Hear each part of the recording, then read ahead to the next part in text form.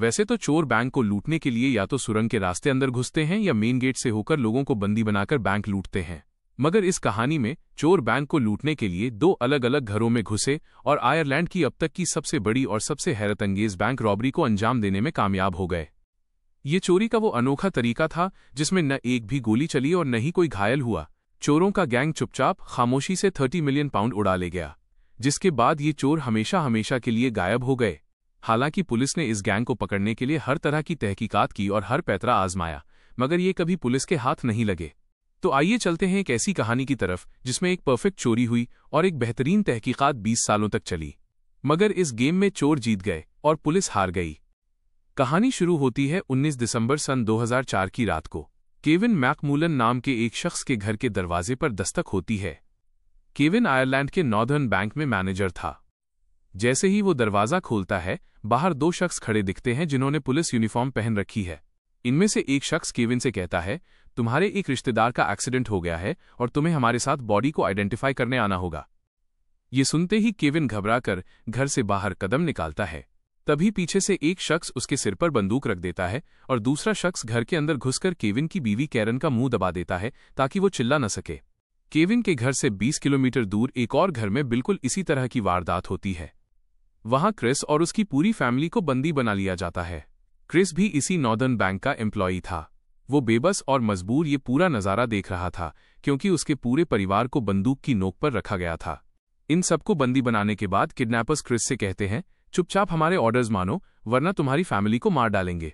Kevin और Chris दोनों इस बात से पूरी तरह बेखबर थे कि अगले 24 घंटों में वे एक ऐसी साजिश का हिस्सा बनने वाले हैं जो पूरे ब्रिटेन को हिलाकर रख देगी और वे खुद आयरलैंड की सबसे बड़ी चोरी को अंजाम देने वाले हैं।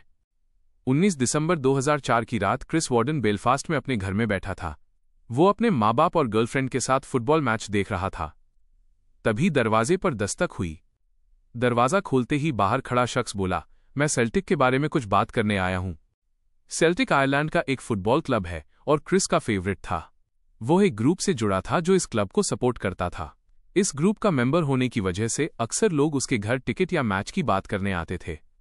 इस बार भी उसे यही लगा। यही उसकी सबसे बड़ी गलती साबित हुई। क्रिस उस शख्स को घर के अंदर ले आया। जैसे ही वो मुड़ा, दो और लोग अंदर घुस आए।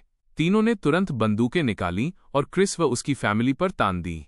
बोले, हम यहाँ फुटबॉल की बात करने नहीं आए, बल्कि तुम्हारी कैशियर जॉब के बारे में बात करने आए हैं जो तुम नॉर्दर्न बैंक में करते हो। हम तुम्हारे बारे में सब कुछ जानते हैं।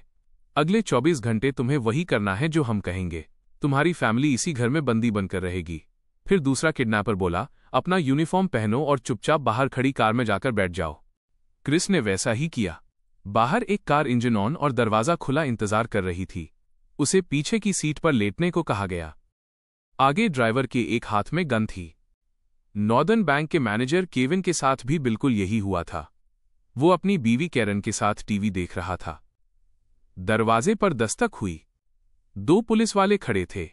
एक्सीडेंट की बात कही और फिर वही हुआ जो मैंने पहले बताया। कैरन का मुंह दबाने के बाद तीसरा शख्स भी अंदर घुस आया। तीनों किडनैपर्स केविन और कैरन को बेडरूम में ले गए, मुंह दीवार की तरफ करके सिर पर बंदूक तान दी। एक किडनैपर केविन से बोला, फिलहाल भूल जाओ कि तुम बैंक मैनेजर हो। बस याद रखो कि अपनी बीवी को बचाना है। बाकी दो पूरे घर की सफाई करने लगे ताकि कोई फिंगरप्रिंट न रहे। 1 घंटे बाद कैरन से बोले, तुम्हें दूसरे घर में शिफ्ट किया जाएगा जहां एक औरत तुम्हारा ख्याल रखेगी। आंखों पर काली पट्टी बांधी और कार में बिठाकर ले गए। केविन बेबस खड़ा देखता रह गया। दोनों अलग अलग किडनैपिंग के बाद कैरन को कहीं और ले जाया गया। केविन को पता भी नहीं था कि उसके बैंक के कैशियर क्रिस के साथ भी यही हुआ है। थोड़ी देर बाद केविन के घर के बाहर कार आई। क्रिस को बाहर निकालकर केविन के साथ उसी के घर में बंदी बना लिया गया। दोनों के हाथ बांधे गए, अंधेरे में किचन में बंद कर दिया गया जहां वे एक दूसरे का चेहरा भी ठीक से नहीं देख पा रहे थे। एक किडनैपर बोला, हमारे साथ कोऑपरेट करो तो तुम्हारी फैमिली सेफ रहेंगी, नहीं तो मार दी जाएंगी। हम नॉर्दर्न बैंक लूटने वाले हैं और तुम दोनों को हमारी मदद करनी होगी। धमकी दी कि एक भी गलती हुई तो पूरा परिवार खत्म।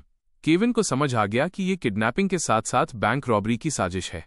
इन किडनैपिंग्स को टाइगर किडनैपिंग कहा जाता है। नॉर्दर्न आयरलैंड में ये आम था।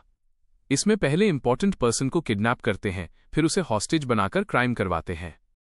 इन्हीं टाइगर रॉबरी से बचने के लिए नॉर्दर्न बैंक ने कुछ साल पहले वॉल्ट में नया सिक्योरिटी फीचर लगाया था।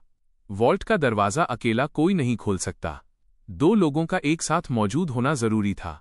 पासवर्ड रोज बदलता था और अगले दिन वॉल्ट खोलने वाले दो लोग थे, माइनस क्रिस और केविन। किचन में बंद दोनों आगे के इंस्ट्रक्शंस का इंतजार कर रहे थे। तभी एक शख्स आया और दोनों को एक एक मोबाइल थमा दिया। फोन्स के पीछे KNC लिखा था। हर फोन में सिर्फ एक नंबर सेव्ड था।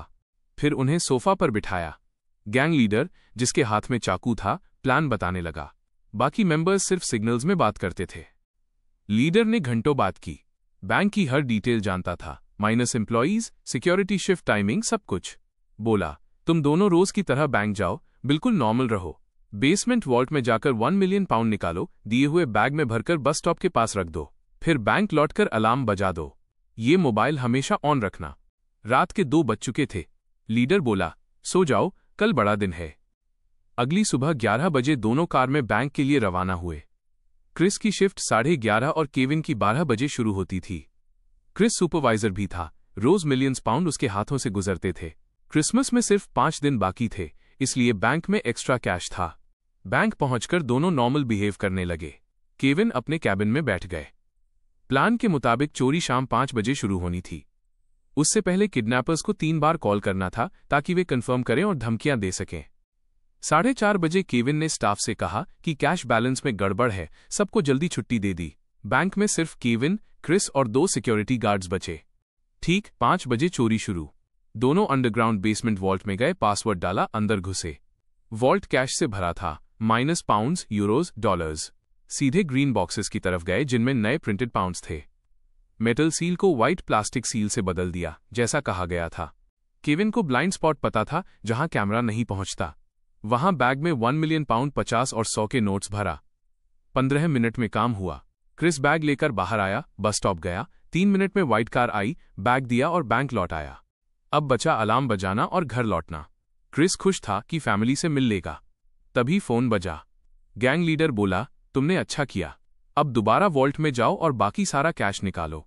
क्रिस के पैरों तले जमीन खिसक गई। पूछा, कितना? जवाब मिला, सारा का सारा। यहां समझना जरूरी है कि कैश बैंक के पीछे वाली गली से आता जाता था। उस गली में सिर्फ सिक्योर लिमिटेड कंपनी की वैन को परमिशन थी।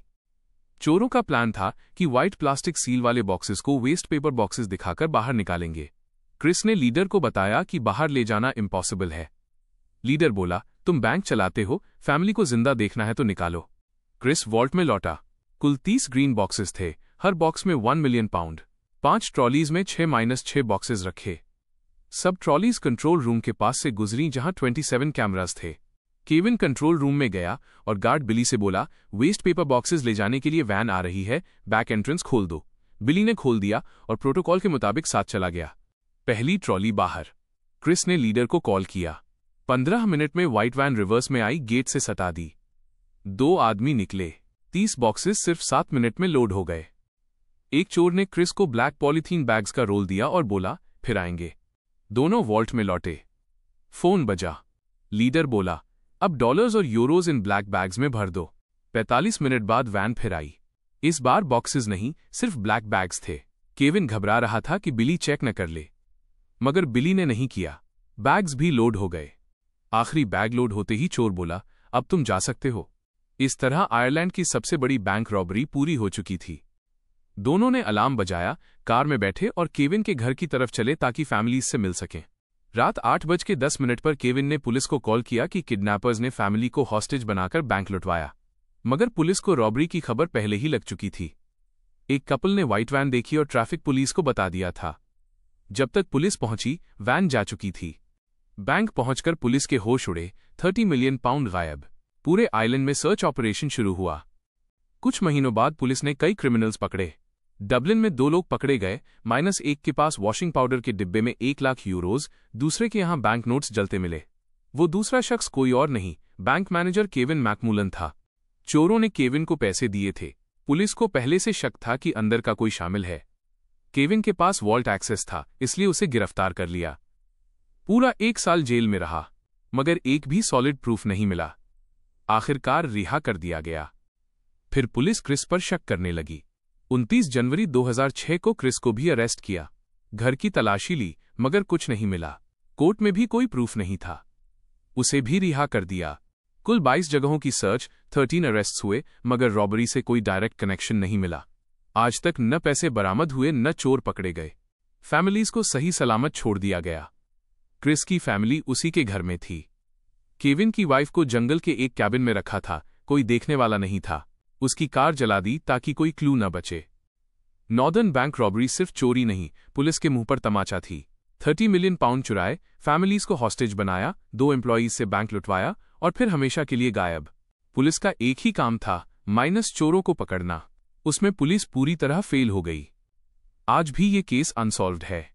आपको ये कहानी कैसी लगी? कमेंट सेक्शन में जरूर बताएं। चैनल को लाइक और सब्सक्राइब कर दें। मिलते हैं नेक्स्ट वीडियो में।